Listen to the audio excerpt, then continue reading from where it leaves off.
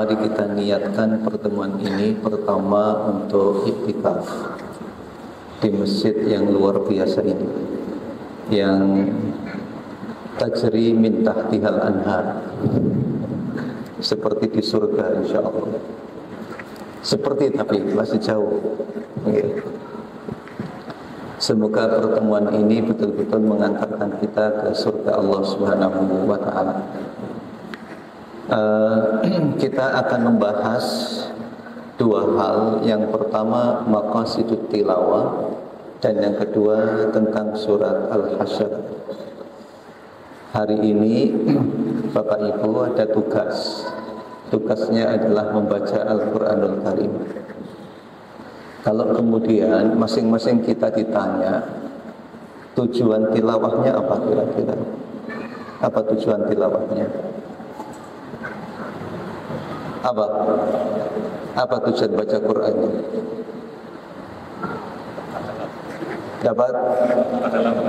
Dapat pahala baca Al-Qur'an.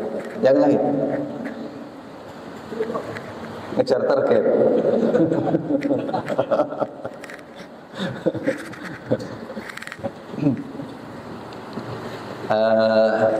Rata-rata kalau ditanya apa tujuan tilawah, tujuannya adalah untuk mendapatkan pahala. Pahalanya banyak atau sedikit? Banyak. Berapa pahalanya? Berapa pahalanya? Berapa yang dibaca? Rumusnya berapa rumusnya? Rumusnya satu huruf sama dengan 10. Ya, sudah dapat berapa huruf hari ini? Nah gitu. Oke. Tujuan tilawah untuk mendapatkan pahala tidak salah, sebab memang Rasulullah SAW menyebutkan demikian. Jadi apapun target dan tujuan seseorang melakukan sesuatu, selama dalam koridor dijanjikan oleh Allah dan dijanjikan oleh Rasul, tak masalah. Bahkan yang demikian masuk dalam kategori tauhid. Yang jadi masalah ketika targetnya itu karena ingin mendapatkan apa yang dijanjikan oleh manusia. Nah, ini baru bermasalah.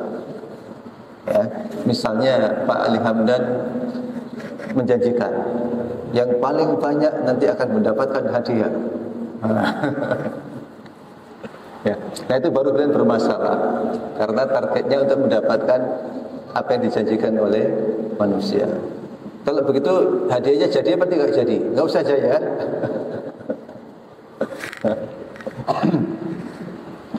Cuma begini, kalau targetnya itu hanya untuk mendapatkan pahala, pahala itu dinikmati kapan? Kapan menikmati pahalanya itu? Di akhirat. Okay. Nah sekarang pertanyaannya, Al-Quran itu kitab dunia atau kitab akhirat? Al-Quran kitab dunia. Berarti semestinya yang paling banyak kita harapkan untuk mendapatkan dari Al-Quran untuk kepentingan dunia atau kepentingan akhirat? Kepentingan dunia. Seperti apa coba? Hadiah tadi.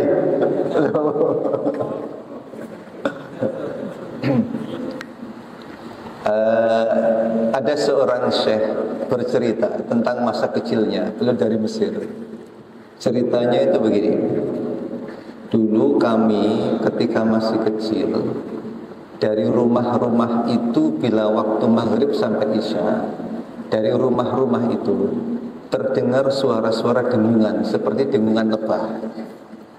Tapi bukan dengungan lebah, itu adalah bacaan Al-Quran dari rumah ke rumah tiap pada maghrib sampai isya. Saat ini hal itu tak lagi terdengar. Yang terjadi justru ketika dari sebuah rumah dibacakan Al-Quranul Karim atau terdengar Al-Quran, orang kemudian bertanya, siapa yang meninggal? Kata beliau, saat ini Al-Quran menjadi kitabul mamati la kitabul hayat. Kitab kematian bukan kitab kehidupan. Padahal Al-Quranul Karim diturunkan oleh Allah untuk kehidupan. Tidak salah sekali lagi kita membaca Al-Quran untuk mendapatkan pahala karena dijanjikan oleh Allah dan juga dijanjikan oleh Rasulullah SAW. Tetapi bila hanya itu yang ingin kita kejar, maka hadirin kita tidak mendapatkan manfaat yang sesungguhnya di balik Al-Quran diturunkan oleh Allah Subhanahu wa ta'ala. Al-Quran diturunkan sebagai pedoman hidup. Al-Quran diturunkan untuk ditadaburi. Al-Quran diturunkan agar diambil pelajaran. Sehingga kemudian kata Imam Al-Ghazali rahimahullah bahwa proses membaca Al-Quranul Karim perlu melibatkan 3 hal. Melibatkan lisan kita, melibatkan akal pikiran kita, dan melibatkan hati kita. Bagian lisan adalah memperbaiki bacaan dari aspek tajwidnya, dari aspek tajwidnya itu bagian lisan. Bagian akal pikiran adalah memahaminya, sedangkan bagian hati adalah al-itti'adhu bihi, mengambil pelajaran dari Al-Qur'anul Karim itu. Nah, seperti ini hadirin yang dirahmati Allah Subhanahu wa taala, tidak bisa kemudian saat membacanya kita tergesa-gesa. Saat membacanya hanya aspek lisan saja yang terlibat, sementara akal pikiran kita kemana-mana dan hati kemudian tidak mengambil pelajaran tentangnya.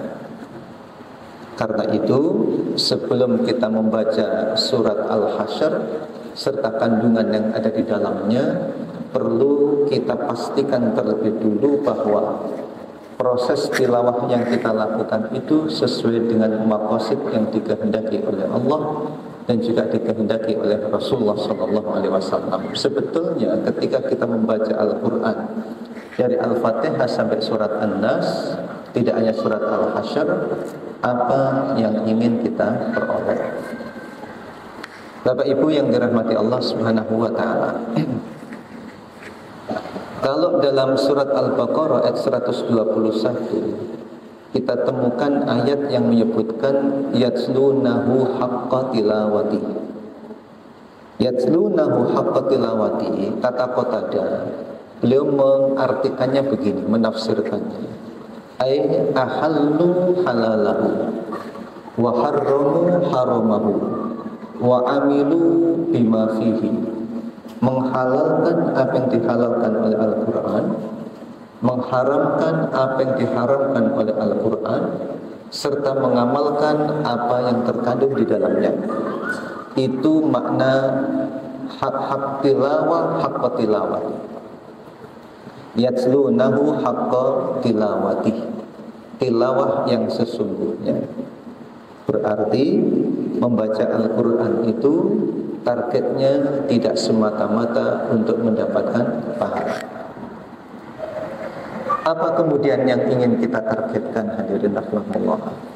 Yang pertama, kita membaca Al-Quran itu untuk mendapatkan ilmu. Ya, untuk mendapatkan ilmu. Yang kedua, membaca Al-Quran itu untuk mengamalkan atau mendapatkan amal. Yang ketiga, membaca Al-Quran itu untuk munajat. Dan yang ketiga, yang keempat, membaca Al-Quran itu untuk mendapatkan pahala. Nah, nanti kalau kita terapkan dalam surat Al-Hasyr, kita membaca surat Al-Hasyr, berarti kita ingin mendapatkan ilmu yang terkandung di dalam surat itu. Kita mengamalkan apa yang terkandung di dalamnya. Kemudian kita menggunakan Al-Hasyr itu untuk bermunajat kepada Allah Subhanahu wa taala, serta kita berharap pahala saat membaca tiap huruf, tiap kata dan kalimat dalam surat Al-Hasyr itu. Nah, sekarang ingin saya terangkan, saya jelaskan masing-masing target ini. Pertama, target untuk mendapatkan ilmu. Dasarnya apa? Di dalam surat Al-An'am ayat 155 Allah berfirman, "Wa hadza kitabun anzalnahu mubarakun fattabi'uhu wattaqu la'allakum turhamun." Wa hadza artinya apa? Ayo bareng-bareng biar nggak ngantuk. Wa hadza artinya dan ini kitabun anzalnahu mubarakun. Mubarakun. Fattabi'uhu wattaqu la'allakum turhamun. Masya Allah, orang Surabaya bisa bahasa Arab semua, Pak. Luar biasa.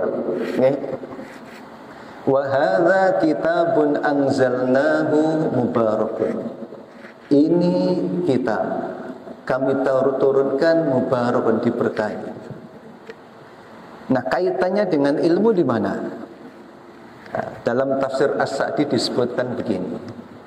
Kata mubarakun maknanya adalah fihi al-khairu al-kathiru wa fihi al-ilmu al-ghaziru wa huwa alladhi tustamaddu minhu sairul ulumi wa tustakhraju minhu al-barakat.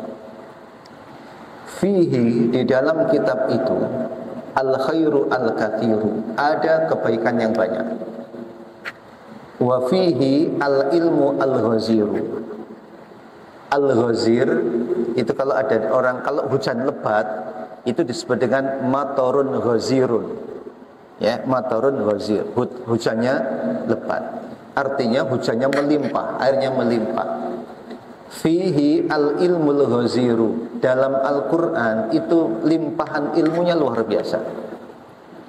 Bahkan kata beliau, semua ilmu diambil dari Al-Quran.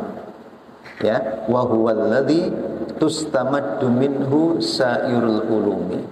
Dan digali dari Al-Quran itu ragam berkah. Nah, oke. Nah, saat kita membaca misalnya alladzi khalaqal mauta wal hayata liyabluwakum ayyukum ahsanu amala. Dialah Allah yang menciptakan kehidupan dan kematian untuk mengujimu siapakah yang terbaik amalnya. Coba kalau targetnya untuk mendapatkan pahala, berapa yang diperoleh? Ada berapa huruf di situ? Ada berapa huruf? Nggak ada yang hitung. Ya. Kalau hanya itu yang didapat, ya hanya itu yang didapat. Nanti dinikmatinya di mana? Dinikmatinya di akhirat. Sementara Al-Quran itu fihi al-ilmul ghazir, ada ilmu yang melimpah di sana. Ada ilmu tentang kehidupan, ada ilmu tentang bagaimana mengisi kehidupan, dan bagaimana merespon peristiwa-peristiwa kehidupan. Ada ilmu tentang apa yang disyariatkan, dan ada ilmu tentang apa yang diciptakan. Ada di dalam Al-Quranul Karim.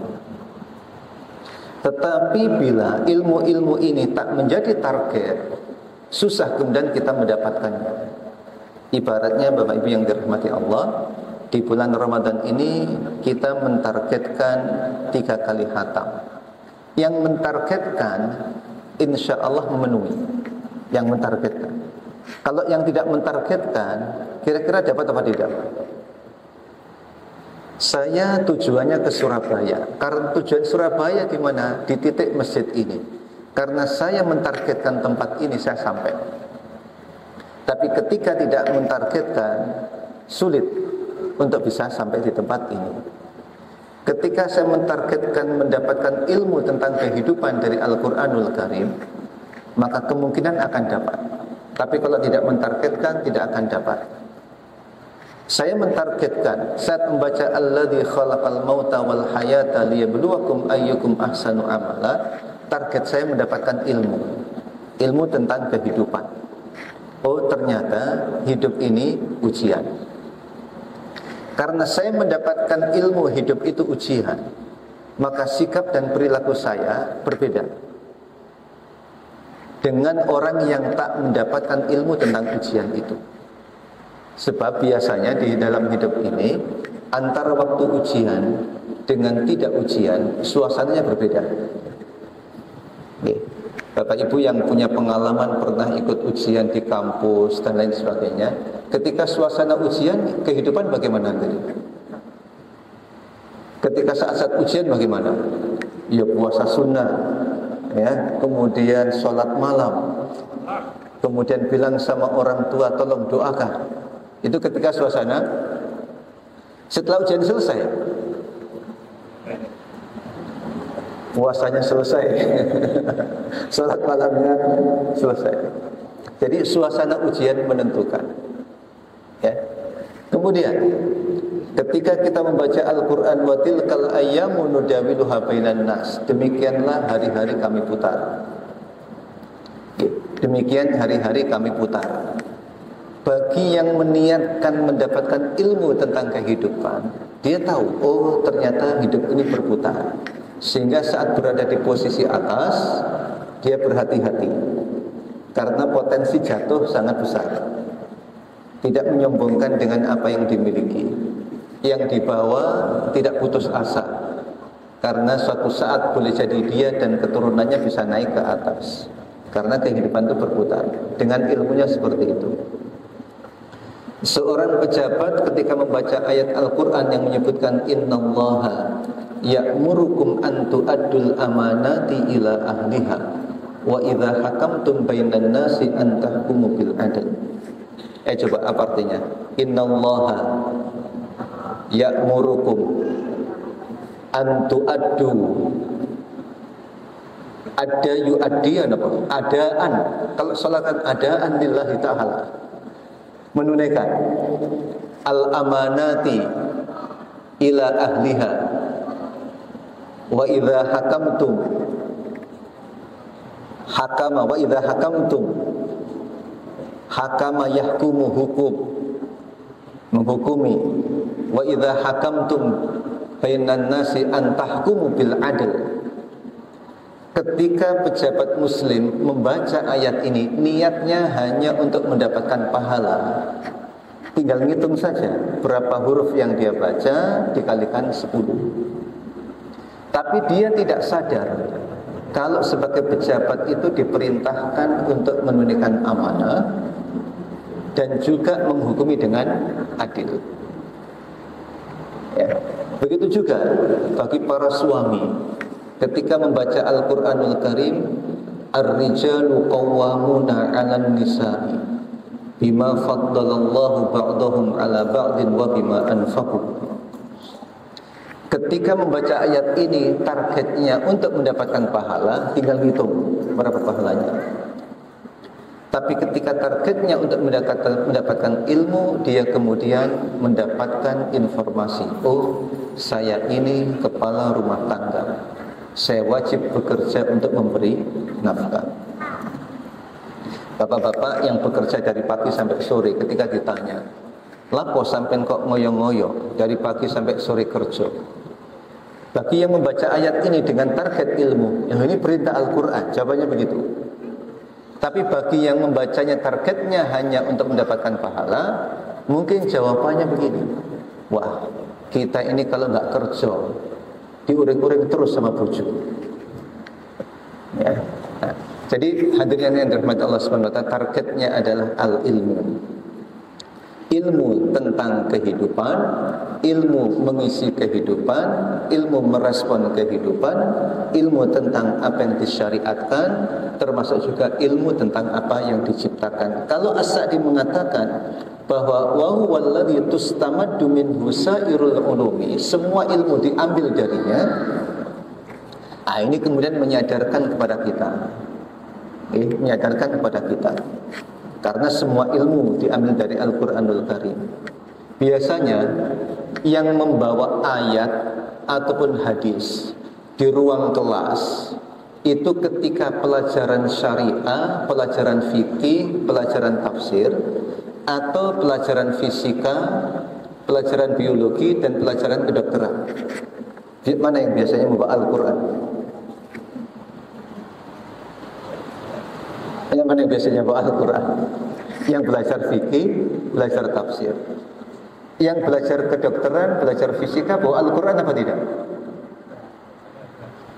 Tidak. Padahal hadirin yang dirahmati Allah Subhanahu wa ta'ala, Allah itu berfirman begini, sanurihim ayatina fil afaqi wa fi anfusihim hatta yatabayyana lahum annahul haq. Kami perlihatkan kepada mereka ayat-ayat kami di alam semesta dan pada diri mereka, hatta yatabayyana lahum, agar jelas bagi mereka, annahul haq.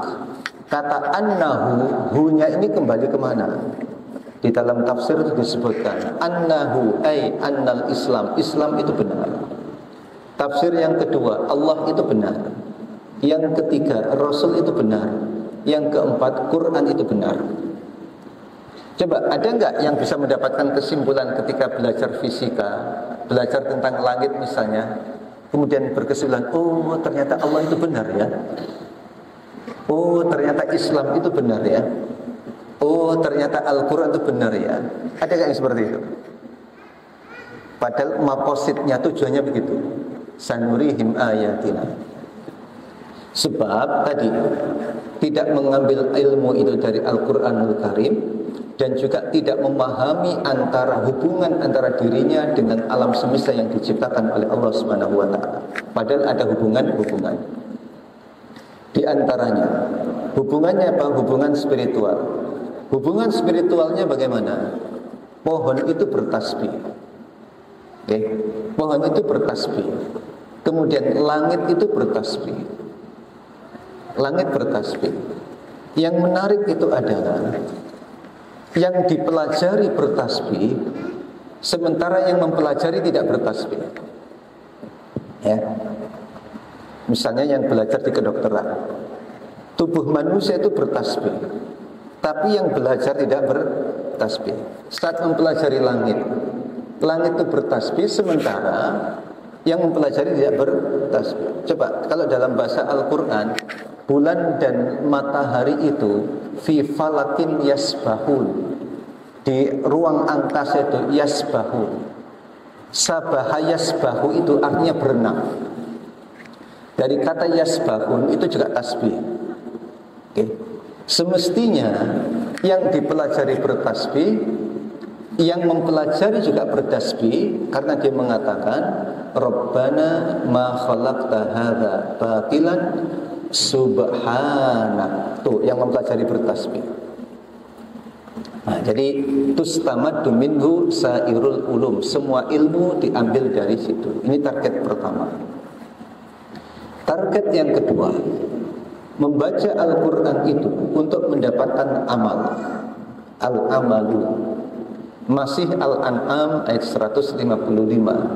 Dalam tafsir At-Tabari disebutkan kata fattabi'uhu yang berarti ikuti, ya, ay faj'aluhu imaman tattabi'unahu, jadikanlah Al-Quran itu imam, posisinya di depan untuk kemudian diikuti. Wa ta'maluna bima fihi, kemudian kalian mengamalkan kandungannya. Itu kata fattabi'uhu, amalkan. Para sahabat Nabi SAW sangat paham dengan hal ini, sehingga ketika turun ayat lan tanalul birra hatta tunfiqu mimma tuhibbun, surat Al-Imran ayat 92, Abu Talha itu langsung menghadap Nabi. Ya Rasulullah, katanya ada ayat seperti ini, kalian tak mencapai kebajikan sempurna hingga menginfakkan harta yang paling dicintai. Harta yang paling aku cintai ya Rasul adalah tanah di Bayruha. Tanah ini, kebun ini yang paling aku sukai. Lokasinya dekat dengan Masjid Nabawi. Rasulullah sering mampir di situ minum airnya, dan itu aku sedekahkan. Jadi ada ayat kemudian mengamalkan. Kalau di dalam materi, kalau misalnya masih ingat materi tentang al-ijabiyah fi hayati da'iyah, proaktif dalam kehidupan dai, ada kaidah at-talaqqi litanfidhi la lil ma'rifati, bahwa sikap para sahabat terhadap Al-Quran itu adalah mereka menerima untuk diamalkan, bukan sekedar pengetahuan. Ya, bukan sekedar pengetahuan. Meskipun ketika mendapatkan untuk pengetahuan masih mending, sebab melibatkan dua, lisan dan akal. Ya, lisan dan akal. Tetapi kemudian ketika mendapatkan ayat, ya, terus kemudian tidak mengamalkan dan juga tidak mengambil pelajaran atau memahami untuk mendapatkan pengetahuan, berarti hanya melibatkan satu hal, lisan saja, ya, mendapatkan lisan saja. Nah, hadirin yang dirahmati Allah Subhanahu wa taala, para sahabat seperti itu. At-talaqqi litanfidh, dapat informasi, dapat ayat, langsung diamalkan. Ketika turun ayat tentang hijab, begitu juga. Turun ayat hijab, ibu-ibu langsung bereaksi. Taplak-taplak, kain-kain dicabut, diambil untuk menutupi auratnya. Ini at-talaqqi litanfidh. Kemudian saat turun ayat final tentang khomer, padahal dikisahkan saat itu para sahabat sedang kumpul bersama dan ada yang nuangkan khomer di gelas-gelas, ya. Turun ayat yang mengatakan khomer ini rijsun min amalis syaitani fajtanibuhu. Mereka spontanitas intahina, dibuang semuanya. Dan tidak ada yang mengatakan eman, gelas terakhir. Langsung intahina. At-talaqqi litanfidh. Sehingga di kalangan mereka itu dikenal istilah begini, kami kalau membaca Al-Quran tidak pindah ayat hingga kami memahami dan mengamalkan, baru kemudian pindah ayat. Alhamdulillah Ustaz, selama ini kami gak pindah-pindah Ustaz, karena belum mengamalkan. Berarti sama dengan para sahabat berarti kan.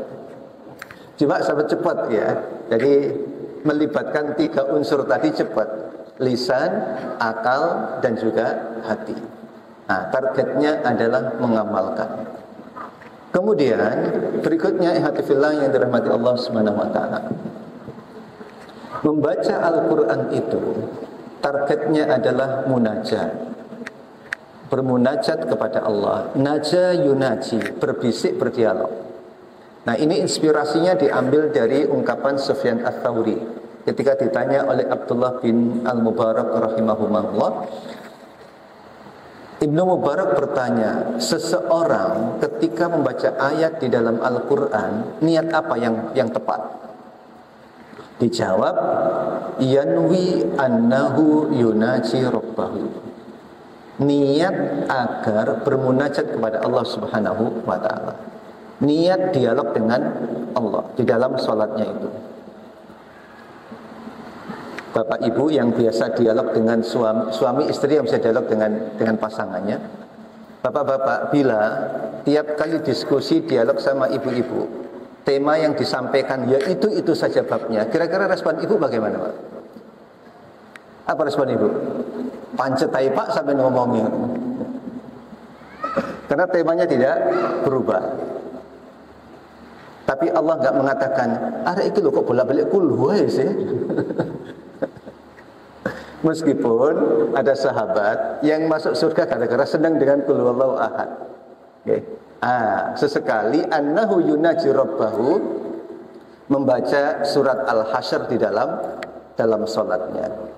Niat untuk bermunajat kepada Allah, baru kemudian niatnya adalah untuk mendapatkan pahala. Dalam hadis Sahih Tirmidzi disebutkan, man qara'a harfan min kitabillahi falahu bihi hasanah wal hasanatu bi asyri amsalihha. Yang membaca ayat, membaca surat, mendapatkan kebaikan, satu kebaikan setara dengan 10 kebaikan. Dan Rasul mengatakan ketika membaca alif lam mim, tidak satu huruf tetapi alif tersendiri, lam tersendiri, mim juga tersendiri, dapatnya banyak. Nah, hadirin yang dirahmati Allah Subhanahu wa taala, maka kemudian sekarang kita terapkan, mendapatkan ilmu, mendapatkan amal, kemudian munajat serta mendapatkan pahala dari surat Al-Hasyr. Sabbaha lillahi ma fis samawati wa ma fil ardi wa huwal azizul hakim. Masyarakat muslimin yang dirahmati Allah, surat Al-Hasyr ini surat ke-59, termasuk kategori surat Madaniyah.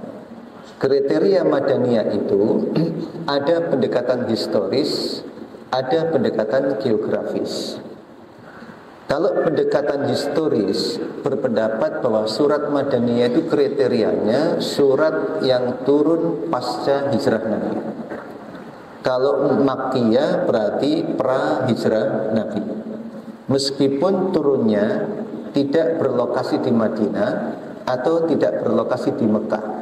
Jadi kalau Madaniyah itu yang penting pasca hijrah. Meskipun nanti turunnya itu di Mekah seperti idza jaa nasrullahi wal fath, karena pasca hijrah Nabi dianggap sebagai surat atau ayat Madaniyah. Kalau pendekatan geografis, Makkiyah dan Madaniyah ini merujuk kepada tempat turunnya. Nah, kalau Madaniyah surat Al-Hasyr ini berarti turunnya di Madinah mengikuti pendekatan geografis.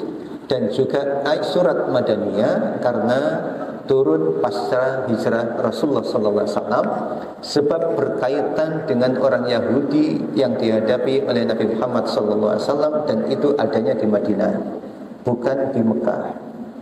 Surat Madaniyah.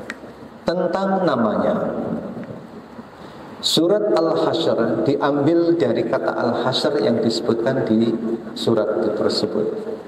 Ada riwayat yang menyebutkan, ya, An Sa'id bin Jubair qala qultu li Ibni Abbas surah Al-Hasyr. Sa'id bin Jubair mengatakan pada Ibnu Abbas menyebut istilah surat Al-Hasyr, tapi Ibnu Abbas merespon kul surah Bani Nadir, katakan surat Bani Nadir. Ungkapan Ibnu Abbas ini ditakwil oleh Ibnu Hajar. Ibnu Hajar mentakwil begini, ya. Sepertinya Ibnu Abbas kurang berkenan penggunaan nama Al-Hasyr. Khawatir ketika disebut kata Al-Hasyr, yang dipahami oleh masyarakat adalah suasana digiringnya manusia pada hari kiamat. Ya, kan hari mahsyar kan? Hari mahsyar. Mahsyar tempat digiringnya. Nah, Ibnu Abbas ingin mengatakan ini tema ayatnya ini tidak terkait dengan hari mahsyar nanti, tapi berkaitan dengan pengusiran Bani Nadir. Walaupun pendapat Ibnu Hajar ini dikomentari juga oleh Ibnu Ashur di dalam Tahrir wa Tanwir, beliau mengatakan sebetulnya ini takwilnya terlalu berlebihan.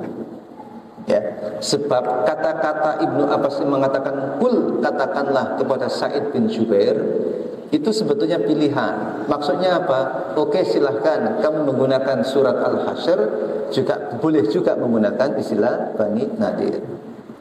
Saya kira tak terlalu penting apalah arti sebuah nama, tapi penting kita ketahui, ya, nama-nama dari Al-Quran atau ayat-ayat Allah Subhanahu wa ta'ala. Secara garis besar hadirin yang dirahmati Allah Subhanahu wa taala, surat Al-Hasyr ini kandungannya ini. Ayat 1 mensucikan Allah, 2 dan 5 pengusiran Bani Nadir, 6 dan 7 hukum fai, hukum harta rampasan perang tanpa didahului oleh peperangan atau kontak fisik. Kemudian 8-10 tentang kelebihan dan keutamaan orang-orang muhajirin serta orang-orang ansor, termasuk juga orang-orang yang hidup pasca muhajirin dan ansor.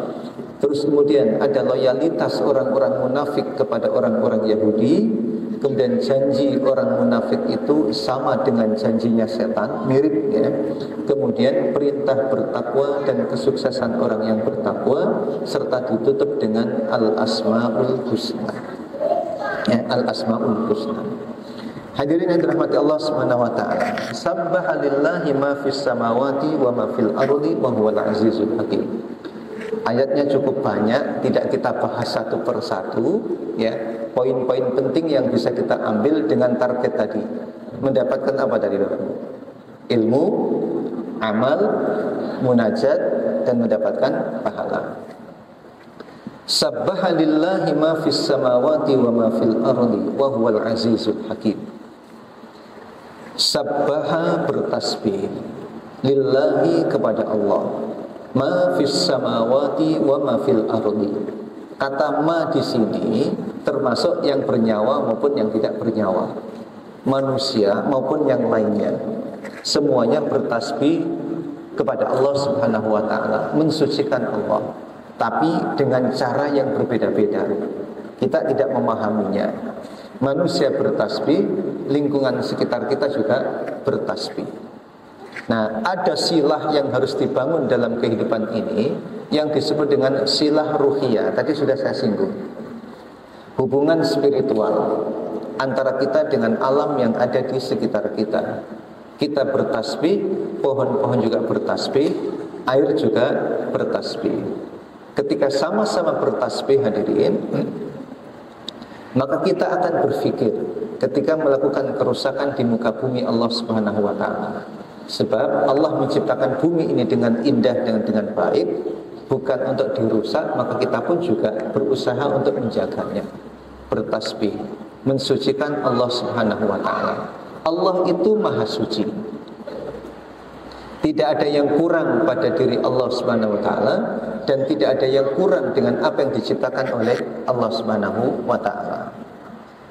Tetapi ma'asyiral muslimin, panjenengan yang setiap hari atau sering datang ke tempat ini, ya, kemudian satu saat melihat lukisan pemandangan yang ada di sekitar ini dan lukisannya bagus, baik. Biasanya responnya bagaimana melihat lukisan itu? Wih, indah sekali lukisannya. Ya, indah sekali lukisannya.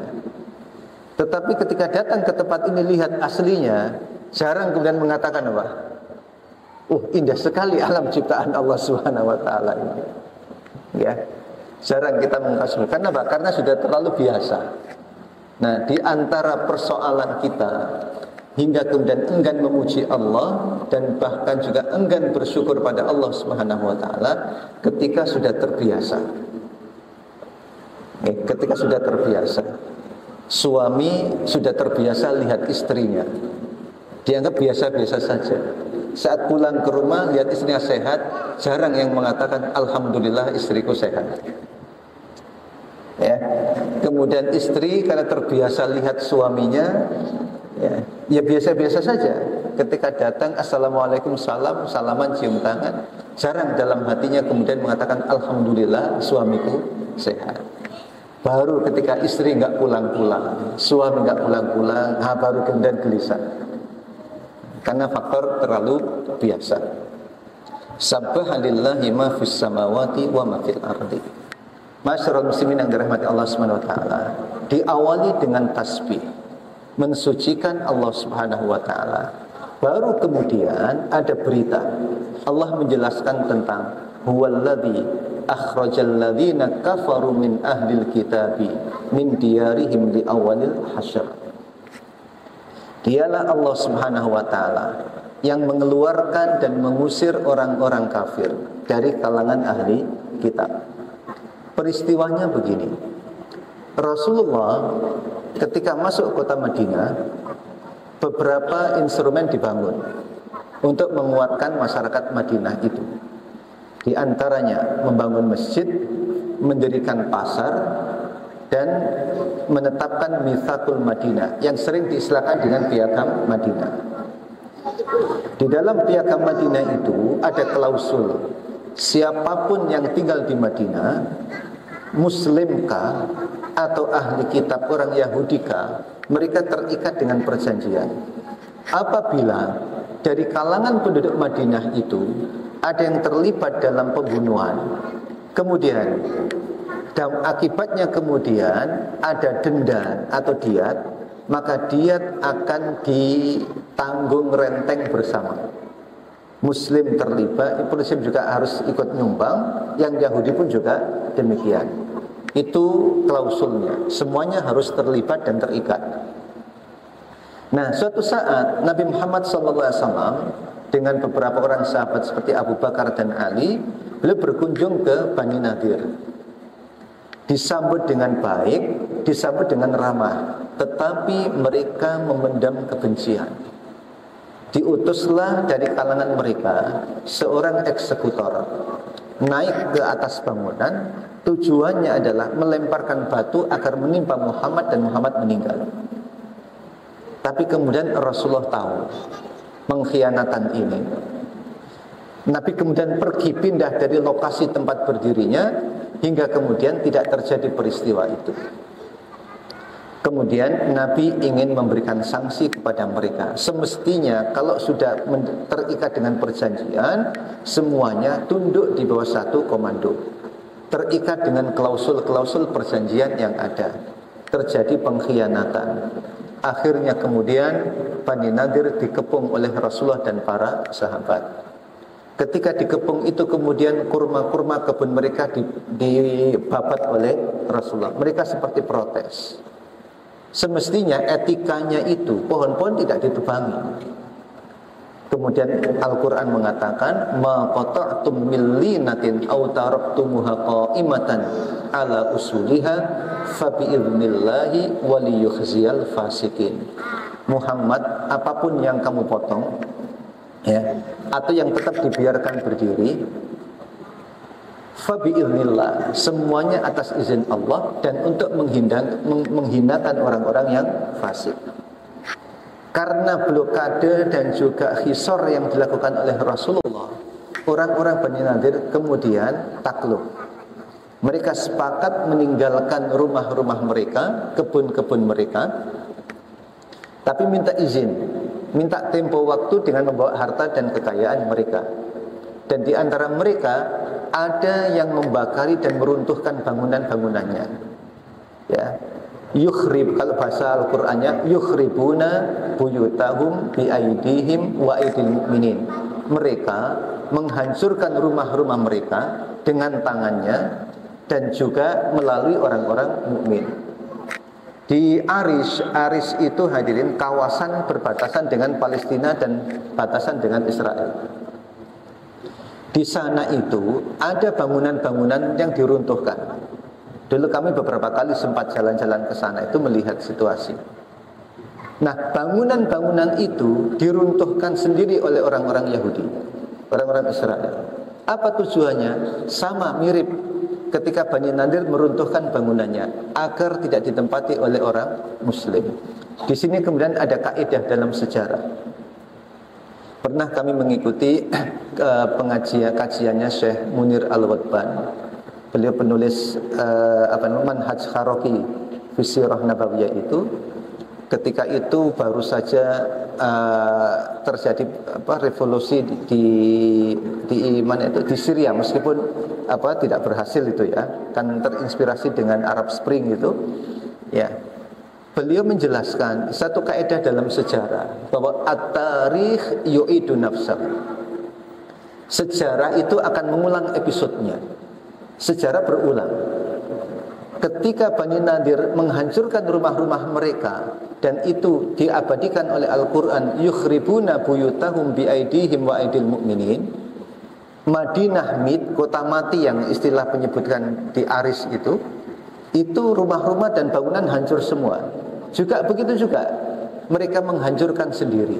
Yukhribuna buyutahum biaidihim, menghancurkan rumahnya sendiri agar tidak dihuni dan ditempati oleh orang-orang Muslim. At-tarikh yu'idu nafsahu. Yang menarik hadirin rahimakumullah, yang mengepung Rasulullah dan para sahabatnya, kemudian orang Bani Nadir terusir karena sebab khisar itu, tetapi kemudian Allah mengingatkan kita semua, yang ngusir mereka bukanlah Muhammad, yang ngusir mereka bukanlah sahabat-sahabat Muhammad, tetapi huwallazi akhrajal ladzina kafaru min ahlil kitabi min diyarihim. Siapa yang ngusir? Allah Subhanahu wa taala. Yang menaklukkan kota Mekah, yang berangkat dari Madinah menuju Mekah, Muhammad dan para sahabatnya. Tetapi Allah tak mengatakan ini kemenangan wahai Muhammad, tapi kalimatnya adalah idza jaa nasrullahi wal fath. Nah, ilmunya apa yang kita dapatkan dari sini? Bapak Ibu yang dirahmati Allah Subhanahu wa taala, ilmu yang kita dapat adalah apapun prestasi yang kita capai, maka bukan hasil karya kita. Bukan hasil prestasi kita. Capaian-capaian kita dalam panggung profesi, dalam panggung ekonomi, politik dan lain sebagainya, bukan hasil jerih payah kita. Itu ilmunya. Tetapi ini merupakan karunia Allah Subhanahu wa taala. Itu ilmunya. Kemudian amalnya bagaimana? Abu Lais As-Samarqandi rahimahullah mengatakan begini, agar pendapatan yang diperoleh seorang muslim itu masuk kategori thayyib atau baik, ada 5 yang beliau ingatkan. Salah satunya adalah ketika memperoleh hasil, yakini hasil itu dari Allah, bukan prestasi pribadinya. Itu sudah amal, ya, diterapkan begitu. Ketika mendapatkan gaji, ini bukan prestasi saya, bukan karena saya bekerja, tapi ini adalah karunia Allah. Jawabannya bukan jawaban Qarun yang mengatakan innama utituhu ala ilmin indi, aku seperti ini karena punya ilmu. Tetapi jawabannya seperti Nabi Sulaiman yang mengatakan hadza min fadli rabbi. Jadi kesuksesan apapun. Kemudian hadirin yang dirahmati Allah Subhanahu wa taala. Sabbaha lillahi ma fis samawati wa ma fil ardi. Kemudian ada pembagian fai. Fai itu harta rampasan perang. Ada ghanimah, ada fai. Ghanimah harta rampasan perang, tapi diawali dengan kontak fisik. Diawali dengan pertempuran dan peperangan. Kalau fai tanpa diawali dengan kontak fisik, tanpa peperangan. Seperti Bani Nadir ini. Bani Nadir keluar setelah mereka diblokade oleh Rasulullah dan para sahabat di Hisar, ya, dikepung. Mereka kemudian keluar, praktis kemudian rumah mereka, lahan mereka, kekayaan mereka yang tertinggal menjadi fai, harta rampasan perang. Nah, harta rampasan perang ini kemudian dibagi oleh Rasulullah SAW. Nabi mengatakan kepada orang-orang Ansor, wahai orang-orang Ansor, ini ada harta rampasan perang. Kalau kalian bersedia, harta rampasan perang ini aku khususkan untuk orang-orang muhajirin. Untuk kalian gak usah, kalian sudah punya. Semestinya hadirin, harta rampasan perang itu dibagi untuk semua yang ikut perang, baik muhajirin maupun orang Ansor. Tapi Rasulullah mengatakan, ini aku bagi untuk orang muhajirin saja. Apa respon orang-orang Ansor? Orang Ansor bilang begini, jangan seperti itu ya Rasulullah. Lalu terus bagaimana? Begini, harta rampasan perang itu ditambah dengan sebagian harta kami, kasihkan ke orang muhajirin. Itu respon orang-orang Ansor. Ini luar biasa, tidak luar biasa, Bapak?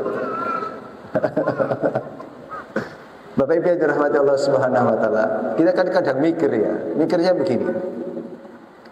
Ya sudah, yang ini misalnya iuran yang ini untuk ini saja ya. Kita responsnya begini, waduh kebanyakan misalnya. Kalau orang Ansor tidak, ya udah oke, itu untuk itu, kemudian ditambah dengan yang kami punya, kan begitu ya. Nah, hadirin yang dirahmati Allah Subhanahu wa taala, ilmu apa yang kita peroleh di dalam ayat ini? Di sini Bapak Ibu yang dirahmati Allah Subhanahu wa taala, ada nilai-nilai ekonomi. Di antaranya adalah distribusi kekayaan.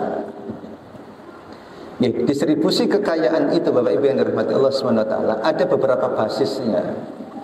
Yang pertama adalah basis prestasi. Basis kontribusi aktual. Orang mendapatkan kekayaan karena kontribusi aktualnya. Dia bekerja dapat upah, dia berbisnis dapat laba. Tetapi kemudian basis ini orang beda-beda. Karena ada orang yang bekerja hasilnya cukup dan lebih, ada yang nggak cukup. Ada orang yang dagang hasilnya mencapai nisab, ada juga yang rugi. Nah, bagaimana kemudian untuk menutupi kekurangannya? Untuk menutupi kekurangan bagi yang kurang ini, ada pembagian berbasis kebutuhan. Orang-orang muhajirin, mereka ketika meninggalkan kota Mekah, praktis meninggalkan pula harta dan kekayaannya. Termasuk kisah yang sangat terkenal itu Suhaib Ar-Rumi. Mereka meninggalkan kota Mekah, saat mau berangkat dihadang oleh orang Mekah. Wahai Suhaib, kamu di Mekah dulu nggak punya apa-apa, kemudian kamu sukses di sini. Maka sekarang bila kamu meninggalkan Mekah juga harus nggak bawa apa-apa. Ditantang seperti itu, Suhaib mengatakan, memangnya kalau saya tinggal hartaku, kalian membolehkan aku pergi? Iya boleh. Ya sudah, ditinggal. Nah ternyata kemudian sampainya di kota Madinah, disambut oleh kaum muslimin, oleh orang-orang muhajirin yang lebih dulu dan orang Ansor. Robiha Suhaib, Robiha Suhaib, Suhaib mendapatkan laba, Suhaib mendapatkan laba. Padahal modalnya ditinggal. Modalnya ditinggal. Berarti hadirin, dalam hidup ini ada makna hakiki dan ada makna majazi. Ada makna hakikat, ya, ada makna yang real dan ada makna metafora. Kalau bagi kita seringkali ukuran-ukuran yang kita jadikan sebagai acuan berdasarkan ilmu fikih, ya, berdasarkan ilmu fikih yang sifatnya real, realistis, terkait dengan amalan, terkait dengan praktis. Dalam kajian ekonomi begitu juga. Untung itu apa? Oh, untung itu ketika total revenue dikurangi total cost, masih lebih besar, masih ada lebihnya, masih ada kelebihan. Tetapi hadirin, di sini kita diajarkan dengan rumus yang lain. Ketika seseorang meninggalkan harta dan kekayaannya untuk hijrah untuk Allah Subhanahu wa taala, ternyata kemudian muncul kata robiha, muncul kata laba itu, robiha Suhaib. Begitu juga hadirin rahmat Allah Subhanahu wa taala, para sahabat itu pernah dites oleh Nabi. Tesnya begini, siapa yang lebih senang dan lebih suka harta ahli warisnya daripada harta sendiri? Para sahabat menjawab, tidak ada ya Rasul, kami dia pasti lebih senang harta kami. Masa lebih senang harta orang tua atau harta anak-anak? Tetapi kemudian Nabi mengatakan, hartamu adalah ma qaddama, yang sudah kamu gunakan, sementara ma akhara, yang kamu sisakan itu bukan hartamu. Nah kemarin itu hadirnya Allah SWT, misalnya kita kan dimobilisasi, diminta ayo infak. Yang sudah diinfakkan itu hartamu, ma qaddama. Yang masih tersisa belum tentu milik kita. Maka disebut Nabi dengan itu harta ahli waris. Kalau nggak percaya coba, ibu-ibu punya uang 1 miliar di rekening belum digunakan, ibu-ibu meninggal, ahli warisnya siapa Bu? Siapa ahli warisnya? Ternyata ibu-ibu nggak ada yang mau meninggal. Saya pindah saja bapak-bapak. Ya, itu harta ahli waris. Ma qaddama ma akhara. Jadi hadirin yang dirahmati Allah Subhanahu wa taala, konsep distribusi harta. Kemudian di dalam ayat ini Al-Hasyr ayat 7 ada kalimat kaila yakuna dulatam bainal aghniya'i minkum, agar harta tak hanya berputar terkonsentrasi di tangan orang kaya. Dari ayat ini ada ilmu tentang maqasidul mal, tujuan harta. Harta itu diberikan oleh Allah kepada manusia, apa tujuannya? Tujuannya adalah dulah. Dulah ini berputar, tadawul, agar harta berputar, tidak diam. Kaila yakuna dulatan bainal aghniya'i minkum. Makanya kemudian kita diperintah untuk konsumsi, diperintah untuk donasi, diperintah untuk investasi dalam rangka memutar harta. Tidak boleh menimbun. Boleh menabung tapi tidak boleh menimbun. Perbedaan antara timbunan dan tabungan versi Ibnu Umar radhiyallahu anhuma, bila harta mencapai nisab dikeluarkan zakatnya maka itu tabungan. Tapi kalau tidak dikeluarkan zakatnya itu timbunan dan diancam oleh At-Taubah 3435 menjadi bahan untuk menyetrika tubuhnya. hadza ma kanastum li anfusikum. Tetapi kalau Syekh Qaradawi berpendapat lain, zakat itu tidak cukup untuk mengeluarkan status timbunan itu. Harus dibelanjakan, harus diinvestasikan, harus didonasikan, diputar, tidak boleh diam. Makanya kemudian ada riwayat yang menyebutkan ittajiru bi amwalil yatama hatta la ta'kulha shadaqah. Investasikan harta anak yatim, termasuk harta kita, agar tak habis dimakan oleh zakat. Panjenengan punya uang tabungan 1 miliar, tiap tahun itu 2,5%, 2,5%. Lama kelamaan di bawah, kalau dibuat kurva itu nanti akan menurun. Ini ilmunya. Ya, kemudian hadirin yang dirahmati Allah Subhanahu wa taala, ketika Rasulullah tadi menetapkan ini bagian untuk orang muhajirin saja. Ya, bagian untuk orang muhajirin saja. Kemudian orang Ansor ditambah dengan harta kami ya Rasul. Nah, di sini kemudian ada pendapat pemerintah boleh menetapkan kewajiban harta kepada rakyatnya selain zakat. Nah, ini dalilnya orang-orang pajak itu di sini di antara. Kemudian Bapak Ibu yang dirahmati Allah Subhanahu wa taala. Nah, setelah kita mendapatkan ilmunya, amalnya bagaimana? Amalnya adalah harta yang dimiliki harus diputar. Tidak boleh diam. Sekarang bulan Ramadan, banyak yang memanfaatkan momentumnya ini dengan zakat mal. Meskipun zakat mal tidak harus di bulan Ramadan. Sebab kebutuhan fakir miskin tidak hanya di bulan Ramadan. Ya, kemudian kalau zakat lebih baik diarahkan lewat lembaga. Meskipun Utsman bin Affan saja pada masanya itu membolehkan jenis harta tertentu boleh langsung ke mustahik atau ke baitul mal. Sebab apa? Sebab zakat itu bukan sekedar untuk mencukupi kebutuhan 1 hari dan 2 hari. Sementara kita kalau ngasih zakat ke orang fakir miskin 100.000, 200.000 itu hanya cukup 1 hari 2 hari. Kalau versinya para ahli fikih, sekali diberi kalau bisa cukup 1 tahun atau cukup sepanjang hidupnya. Dan itu gak bisa kalau personal pada saat ini. Loh Ustaz, bisa Ustaz 100.000 cukup 1 tahun. Iya cukup untuk 1 tahun kalau dibelikan kalender dari Januari sampai Desember.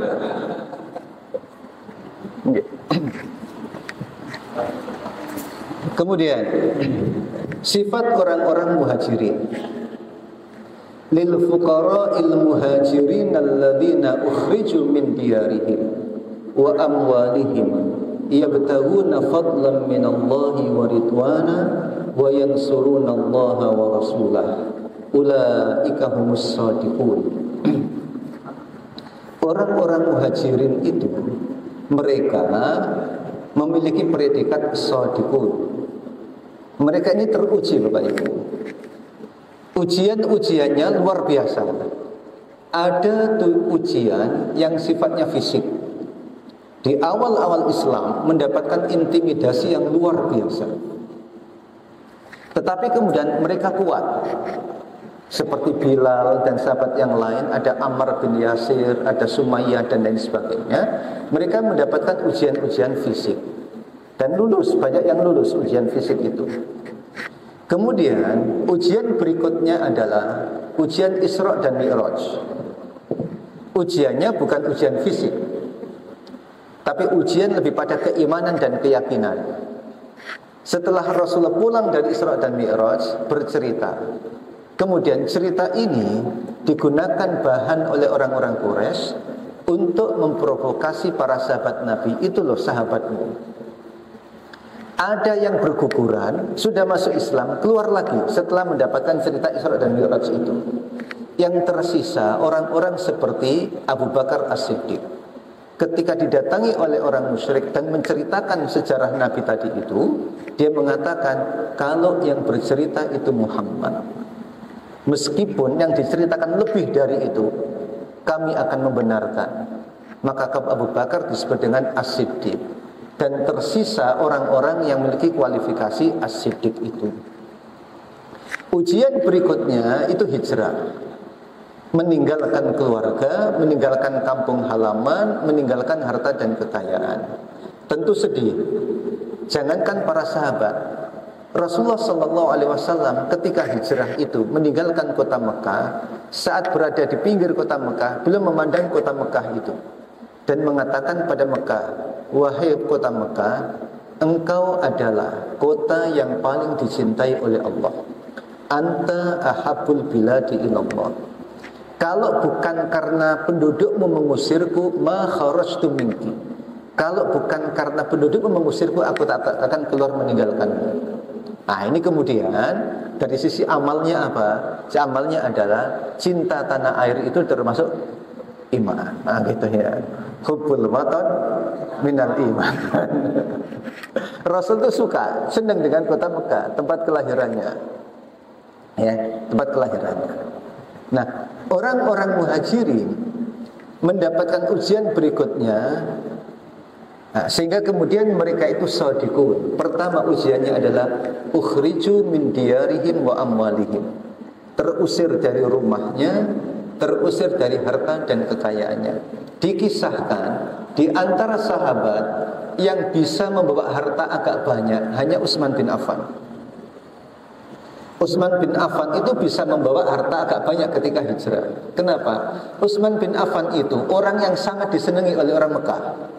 Sampai kemudian penduduk Mekah itu kalau mudang anaknya yang masih kecil itu, semoga nanti kamu kalau besar jadi seperti Utsman bin Affan. Makanya dalam perjanjian Hudaybiyah itu, sebelum terjadinya perjanjian Hudaybiyah, Rasul kan ingin ibadah. Di Hudaybiyah beliau berhenti karena orang-orang Quraisy menolaknya. Kemudian beliau minta pada Umar bin Khattab untuk masuk ke sana melakukan negosiasi. Ketika Umar diutus ke sana, nolak Umar bin Khattab. Beliau mengatakan, ya Rasul, jangan saya.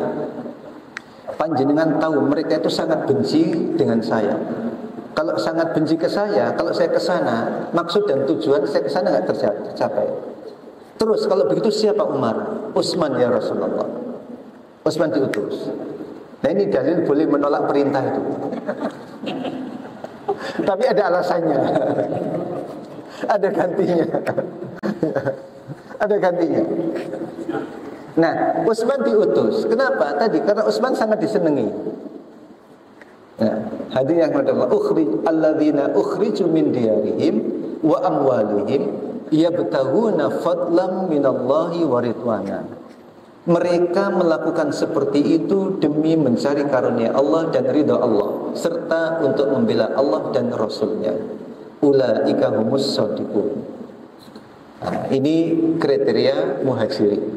Kalau panjenengan Bapak yang dirahmati Allah Subhanahu wa taala, itu tidak masuk kriteria muhajirin. Sebab nanti di sini ada profil muhajirin, ada profil ansor, ada profil walladzina ja'u min ba'dihim.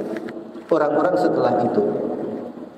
Tapi enggak apa-apa, panjenengan disebut hijrah juga. Kan rata-rata pendatang semua kan? Muhajir. Ya, muhajir. Nah, ketika hijrah ini hadirin, ada yang gagal. Ada yang gagal memenuhi kriteria siddiqun ini.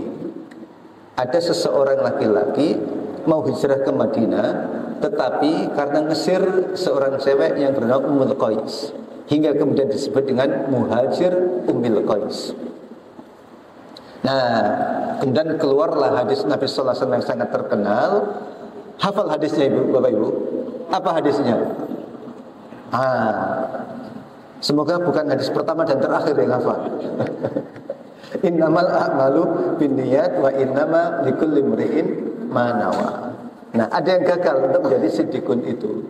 Nah, orang-orang muhajirin disebutkan sifatnya, mereka itu karena meninggalkan harta dan kekayaannya menjadi fuqara, kemudian mendapatkan prioritas harta rampasan perang atau fai, kemudian sedekah, terusir dari Mekah, berharap karunia dan ridha Allah Subhanahu wa taala, kemudian membela Allah dan juga membela Rasulnya.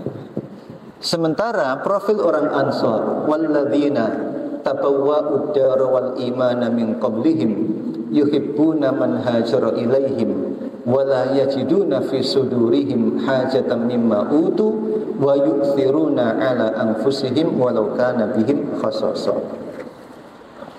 Di situ hadirin ada puncak ukhuwah, yang ditunjukkan oleh orang-orang Ansor yang disebut dengan ithar.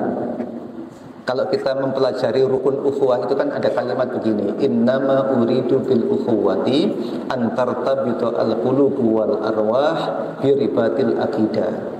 Hati, ruh terikat dengan ikatan akidah. Wal akidatu awthaqur rawabiti wa aghlaha. Akidah itu ikatan yang paling kuat dan paling mahal. Kemudian berikutnya, kekuatan pertama ada kekuatan persatuan, dan tak ada persatuan tanpa ada cinta. Kemudian ditutup dengan paling tinggi dari derajat ukhuwah itu adalah darajatul ithar. Ketika ithar dipraktekkan oleh orang-orang Ansor, mereka memprioritaskan orang Muhajirin meskipun sedang membutuhkannya. Yang sangat terkenal itu adalah Abdurrahman bin Auf dengan Sa'ad bin Rabi. Tidak usah saya sampaikan ceritanya karena kangelan panjenengan mengamalkannya. Kemudian ada generasi pasca Muhajirin dan Ansor. Di antara kitab tafsir menyebutkannya tabi'in, tapi ada juga tabi'in dan kaum muslimin ila yaumil qiyamah. Ya. Sehingga kemudian kalau kita menggunakan kriteria yang kedua, tabi'in dan generasi muslim sampai hari kiamat, kita bisa meraih posisi ini. Meraih posisi ini. Yaitu dengan cara apa? Memenuhi kriteria-kriterianya. Walladzina ja'u min ba'dihim yaquluna rabbana ighfir lana wa li ikhwanina alladzina sabaquna bil iman. Kriterianya adalah hatinya bersih, hatinya jernih, tidak ada hasad ke dalam para sahabat, kepada para sahabat, dan tidak ada hasad dan dengki kepada para pendahulu. Sehingga hadirin, secara amal bagaimana? Perlu kiranya ketika kita masuk ke sebuah kampung misalnya, dan di situ ada orang yang terlebih dulu Islamnya, lebih tua, lebih sepuh. Kemudian penting bagi kita kemudian menghargainya. Itu adalah saudara seiman kita. Kita doakan yang bersangkutan dan tak ada ganjalan di dalam hati kita. Itu kalau amalnya seperti itu. Ya, amalnya seperti itu. Jadi tidak ada ganjalan. Sering berdoa Rabbana ighfir lana wa li ikhwanina alladzina sabaquna bil iman wa la taj'al fi qulubina ghillan lil ladzina amanu. Hal ini cukup berat. Ya, cukup berat. Kadang hadirin rahmati Allah Subhanahu wa taala, suasana hati kita kalah oleh faktor politik. Suasana hati itu kalah oleh faktor politik. Politik menjadi pemandu arah hati kita untuk benci orang atau tidak benci orang. Bahkan lebih spesifik lagi, benci ditentukan oleh ini pilihan saya atau bukan pilihan saya. Ketika ini pilihan saya suka. Aku suka. Ketika bukan pilihanku, tidak suka. Ya. Nah, ini hadirin rahmatullah, kriterianya ini agak berat. Walladzina ja'u min ba'dihim. Jadi karena faktor politik tadi kemudian menjadikan hati kita tidak mampu mengelola dengan baik, sehingga ketika dengki, ketika benci itu selamanya nggak akan pernah habis. Nggak akan pernah habis. Nah, ini perlu ada perbaikan-perbaikan. Sebab apa? Di antara syarat kemenangan itu ketika kemenangan diberikan pada hati yang bersih-bersih. Sehingga kemudian kenapa kita kalah, kenapa tidak sukses dan lain sebagainya.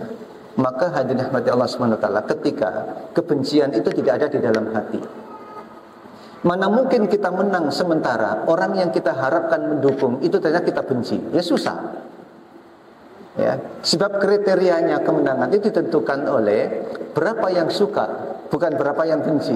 Tapi ketika sejak awal sudah dibangun rasa kebencian, ini masalah. Nah, maka berlatih untuk membersihkan hati, berkompetisi dengan baik dan lain sebagainya. Nah, terakhir ini hadirin, pesannya begini. Berarti ada 3 kelompok. Kelompok Muhajirin, kelompok Ansor, kemudian kelompok walladzina ja'u min ba'dihim. Qala Ibnu Abi Laila, an-nasu ala thalathati manazila. Manusia itu ada 3 posisi. Posisi yang pertama adalah al-fuqara'u al-muhajirin, orang-orang muhajirin. Yang kedua, walladzina tabawwa'ud dara wal imana, posisi orang-orang Ansor. Dan yang ketiga adalah walladzina ja'u min ba'dihim, generasi pasca Muhajirin dan pasca Ansor. Pesannya adalah fajtahid alla takuna kharijan min hadhil manazil. Berupayalah jangan sampai keluar dari tiga kelompok ini. Jangan sampai keluar dari Muhajirin, tapi sulit karena kita hidup saat ini. Jangan keluar dari kelompok Ansor, dan mustahil karena kita bukan bagian dari mereka dulu. Yang memungkinkan adalah walladzina ja'u min ba'dim, tapi kriterianya ini. Jangan wala takunu la takun alla takuna kharijan min hadil manazil. Jangan sampai keluar dari tiga posisi ini. Siapa posisi luar dari tiga ini? Kalau yang disebutkan oleh Hasyr itu orang-orang siapa? Munafik. Ya, orang-orang munafik di luar tiga orbit itu. Sifatnya apa? Dusta, meskipun kepada Yahudi. Berikutnya, takut kepada mukminin. Takut kepada mukminin melebihi takutnya kepada Allah Subhanahu wa taala. Kemudian berlepas tangan dan tidak bertanggung jawab. Kamathalis syaitani idz qala lil insani kfur falamma kafara qala inni bari'um mimma tusyrikun. Orang-orang munafik bilang pada orang Yahudi, enggak usah pergi. Nanti kamu aku bela. Ya, enggak usah pergi. Kalau misalnya la in ukhrijtum lanakhrujanna ma'akum wa la nuti'u fikum ahadan abada. Kalau kamu diusir, kami juga akan pergi nanti. Tetapi ternyata ketika orang Yahudi diusir, mereka pergi apa tidak? Berlepas tangan. Kenapa? Kama thalis syaitan, seperti setan. Sebab setan nanti juga begitu. Saat misalnya nanti di akhirat ada yang gugat, saya dulu ikut sampean. Setan bilang, loh, salah sendiri ikut, aku berlepas diri. Kama thalis syaitan idz qala lil insani kfur falamma kafara qala inni bari'um minkum inni akhafullaha rabbal. Ternyata setan juga takut sama Allah Subhanahu wa taala. Ya. Nah, jadi membatalkan janji. Ini sifat orang munafik. Berikutnya sifat orang-orang Yahudi. La antum asyaddu rahbatan fi sudurihim minallah. Dzalika bi annahum qaumul la yafqahun. Mereka pengecut, penakut, ada konflik internal. Tidak satu hati. Ya, tidak satu hati. Kita menganggapnya seperti mereka itu utuh dan satu. Tetapi Al-Qur'an menyebutkan wa qulubuhum syatta. Hatinya itu berpecah-pecah. Ya, hatinya penuh dengan masalah. Kalau toh mereka kelihatan bersatu dengan orang munafik, hanya formalitas saja, tidak sesungguhnya. Oke, saya percepat. Hadirin hati Allah. Berikutnya, wasiat untuk orang-orang yang beriman. Ya ayyuhalladzina amanu taqullaha wal tandur nafsum ma qaddamat lighad wattaqullaha innallaha khabirum bima ta'malun wa la takunu kalladzina nasullaha anfusna wa la takunu kalladzina nasullaha fa ansahum anfusahum ulaika humul fasiqun. Ada perintah, ada larangan.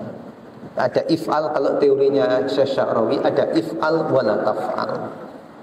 Kalau teorinya Imam Al-Ghazali ada jalbul maslahah daf'u mafsadah. Yang ini lakukan karena ada kebaikan, yang ini tinggalkan karena ada keburukan. Begitu juga ayat ini wasiat pada orang mukmin dua hal ini, dua aspek ini. Ada aspek perintah dan ada aspek larangan. Perintahnya ya ayyuhalladzina amanu taqullaha, perintah takwa. Wal tandur nafsum ma qaddamat lighad. Berorientasi masa depan, melihat apa yang kita lakukan bukan untuk kepentingan jangka pendek, tapi untuk kepentingan jangka panjang. Kemudian wal tandur nafsum ma qaddamat lighad wattaqullah, berhati-hati dengan hisab Allah Subhanahu wa taala. Jadi inti takwa di antaranya adalah kehati-hatian. Kehati-hatian ini pernah dipraktekkan oleh Utsman bin Affan, oleh Abdurrahman bin Auf. Beliau menghadap Ummu Salamah dengan mengatakan, ya Umma, wahai bunda, saya takut. Takut apa wahai anakku? Uangku banyak. Aku takut hartaku akan menjebakku dan menjatuhkanku. Ya sudah, nak, kamu sedekahkan. Abdurrahman bin Auf itu pengusaha sukses. Ukuran pengusaha itu sukses atau tidak ketika curhatnya itu ketika kebanyakan uang. Kalau curhatnya kebanyakan uang itu ukuran sukses. Tapi kalau curhatnya pas nggak punya duit itu belum sukses. Ya. Hati-hati. Kemudian larangannya apa? Wala takunu kalladzina nasullaha. Jangan melupakan Allah. Maka nanti akan dijadikan oleh Allah lupa diri. Orang yang tidak makrifat kepada Allah tidak akan mengenal dirinya. Kalau dia mengenal Allah sebagai Tuhannya, dia kenal dirinya sebagai hamba Allah. Kalau tidak mengenal Allah sebagai Tuhannya, dia tidak tahu dan tidak sadar kalau dirinya adalah hamba. Karena tak tahu dirinya hamba, dia tidak akan menghamba, tidak akan beribadah kepada Allah SWT. Dan hindari fasik. Terakhir, bagian dari Asma'ul Husna. Kaifa nata'ayash ma'al Asma'il Husna. Asma'ul Husna di sini ada ilmunya. Ya, kemudian ada amalnya. Bagaimana kemudian rekomendasi tadi, targetnya adalah untuk mendapatkan amal dari bacaan kita Huwallahul ladzi la ilaha illahu alimul ghaibi wasyahadah huwar rahmanir rahim. Bagaimana untuk berinteraksi dengan Asmaul Husna? Yang pertama adalah pelajari ilmunya. Ilmu tentang Asmaul Husna. Ilmu tentang Asmaul Husna, makna-makna Asmaul Husna, makna Ar-Rahman, ilmu tentang Ar-Rahman, ilmu tentang Ar-Rahim, ilmu tentang Al-Fatah, ilmu tentang Al-Jabbar dan sebagainya. Berikutnya, ta'ayusnya adalah tawassul bi asma'illahil husna. Berdoa dengan Asmaul Husna. Ini termasuk tauhid juga, boleh. Kita kalau berdoa kan begini, hadirin yang dirahmati Allah Subhanahu wa taala, ya Rahman, irhamna. Ya Fattah, iftah babar rizki. Ya Alim, alimna. Ya Allah, ya Rahman, ya Rahim. Itu tawassul dengan Asmaul Husna. Dan itu puncak tauhid. Walillahil asmaul husna fad'uhu biha. Kemudian yang ketiga, membiasakan diri menghubungkan pengalaman hidup dengan Asmaul Husna. Ketika mendapatkan rizki, ketika mendapatkan THR, dikaitkan dengan Asmaul Husna. Oh, ini ada Allah Ar-Razzaq. Aku diberi rezeki oleh Allah Subhanahu wa taala. Jangan hanya sakit ketika dikaitkan dengan Asmaul Husna. Baru ketika sakit mengaitkan dengan Asmaul Husna. Ya Syafi, Isfi, Mardona. Sementara ketika mendapatkan rezeki tidak dikaitkan dengan Ar-Razzaq. Begitu juga hadirin yang dirahmati Allah Subhanahu wa taala. Ada sindiran dari Imam Al-Ghazali rahimahullah. Kadang orang tua ketika anaknya dilamar oleh seorang pemuda kaya, tapi dia tidak soleh. Orang tua biasanya mengaitkan dengan Asmaul Husna. Allah nanti akan memberi hidayah. Jadi lamarannya diterima karena Allah memberi hidayah. Tapi ketika yang melamar ini hadirin, yang melamar ini orang yang soleh tapi nggak punya duit, dia tidak mengaitkan dengan Asmaul Husna. Nanti Allah Maha Pemberi rezeki. Berat, ya. Jadi membiasakan mengaitkan pengalaman hidup dengan Asmaul Husna. Baru kemudian berakhlak at-takhalluq bi ma'ani Asmaul Husna. Berakhlak dengan nama-nama Asmaul Husna. Bapak Ibu yang dirahmati Allah Subhanahu wa taala, ini yang bisa saya sampaikan, semoga bermanfaat. Wallahu a'lam bishawab.